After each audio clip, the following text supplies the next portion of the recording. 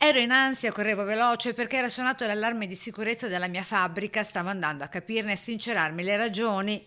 Le prime parole a soccorritori e forze dell'ordine dell'imprenditore mestrino di 50 anni che all'alba di domenica è letteralmente scampato alla morte dopo l'incidente avuto lungo il cavalcavia della Vempa a Mestre a circa 500 metri di distanza dove il 3 ottobre scorso ci fu la strage del bus con 21 morti. Lì c'è il limite dei 50 km all'ora, siamo in una curva, siamo in un punto delicato e lì si è andato al di fuori di ogni limite di immaginazione della velocità. Domenica il cinquantenne sembra invece procedesse almeno a 100 km/h quando, anche a causa della strada ghiacciata, viste le basse temperature, si è schiantato in corrispondenza della curva a gomito contro il guardrail, sfondandolo e rimanendo a bordo dell'auto sospesa a mezz'aria a 10 metri d'altezza.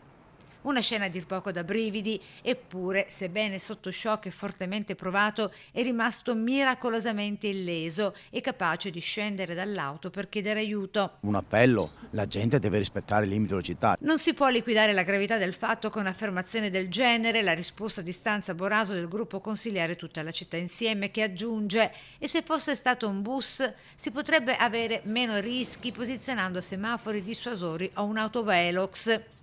Mentre il PD chiede l'istituzione di una commissione per far luce sullo stato di manutenzione dei viadotti della città. Oggi già al lavoro tecnici e forze dell'ordine per il ripristino del guardrail danneggiato, con deviazione alla circolazione per i veicoli che da Venezia si dirigono verso Mestre Centro, con indicazioni verso le vie Torino e Marghera. Però lo dico in maniera chiara, non possiamo chiudere il punto di accesso principale alla città di Mestre. Abbiamo dei progetti, in corso abbiamo l'intervento sul cavalcavia superiore di 6 milioni e 4 per rifare tutto il guardrail e la messa in sicurezza.